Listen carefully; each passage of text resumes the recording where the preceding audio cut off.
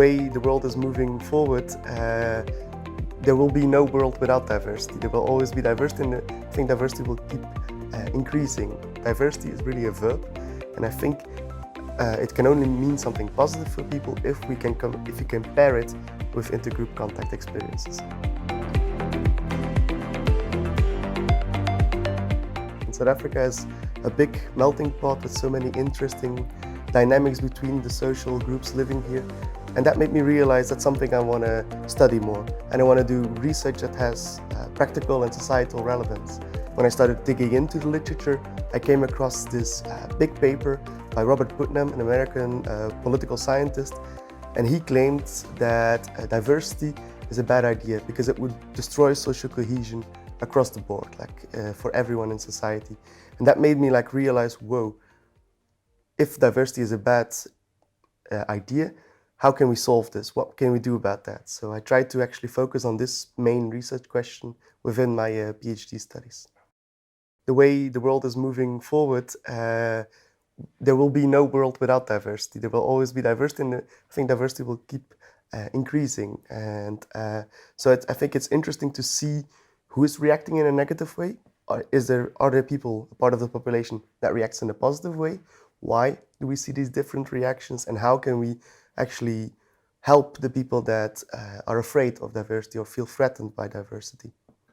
It's difficult to compare contexts. The starting levels of diversity are very different in some areas in the world, and also the history of migration is important to take into account. Or, for example, in the case of this country, the hostile relations that were there in the past are important. They still affect how people look at one another and feel towards one another nowadays. If we try to add all of the data together and have one big zero-sum conclusion, there was a meta-analysis a couple of years ago on diversity studies that showed actually diversity has no effects. So it's not related to lower social cohesion and social trust. It's also not related to more positive attitudes. And in my studies, if I don't look at individual differences, that is also what I found across the board. So no effects of diversity, but underneath that, you can see a big polarization between individuals. And that's what I also try to focus on in my studies. So I'm still trying to disentangle all of the processes behind it. And to me, one of the key aspects is something that I call political ideology. And some people have different values, different norms and traditions that they prefer. And we use the label authoritarianism to include people that like to obey leaders, that like to follow rules, that think that traditional values in society are important, and that react negatively towards deviants, so people that do not adhere to these traditional norms. And what we see in almost every study is that people that score high on this political ideological facet, they tend to react very negatively towards diversity. And you can see that in all aspects of life. They react with more prejudice, lower trust, more anxiety, more threat.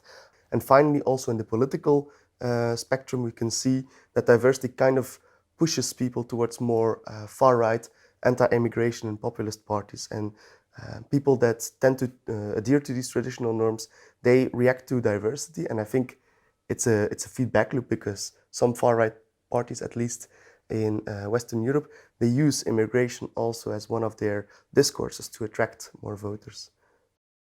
Not everyone reacts negatively towards diversity, but at least an important part of the population does. So how can we reduce this polarization? My idea was to start from a very basic and almost naive theory, which is called intergroup contact theory. And this theory has been created in the 50s in the United States in the era of desegregation.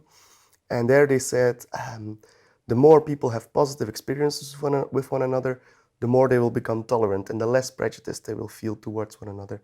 So basically overcome this barrier of segregation and have contact experience with each other. And well, together with you and other people around the world, I've been doing a very big test of this idea. Of course, I'm not the only one. There have been several hundreds of studies on this hypothesis. There have been already 3 or 4 meta-analyses on contact, and these all tend to show that contact works. It's one of the things, you can easily compare it with the relationship between smoking and lung cancer. It's not one-on-one, but you know that you have a greater risk of having lung cancer when you smoke. You know it's not one-on-one, but the more positive your experiences are with other social groups, the more you will become tolerant.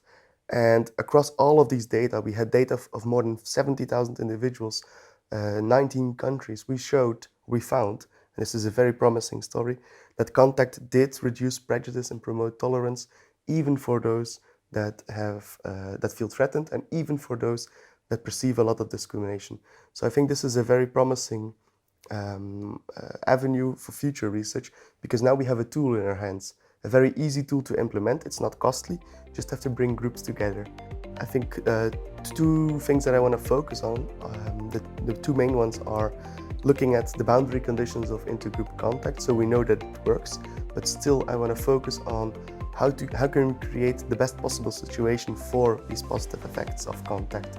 So I want to not ignore individual differences, because if we look at these diversity studies, we see that at least people high in authoritarianism, for example, tend to react negatively. So let's also test if contact works for everyone equally well. We now know that threat is not a boundary condition, discrimination is not an inhibitor of these effects, but we have to look at other individual differences as well. And when I talk about individual differences, then I want to also talk about the second important factor that I want to take into account, contextual differences. In this study that we published now together, we had 19 countries, but this is still not a lot if you look at it globally. So let's look at the different contexts. Let's for example work on what one of my colleagues, Judith Kende, has worked on. She looked at integration policies.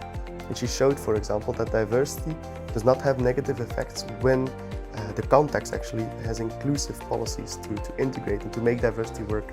So maybe it's a cliche, but I want to end with this. Diversity is really a verb, and I think it can only mean something positive for people if you can pair it with intergroup contact experiences.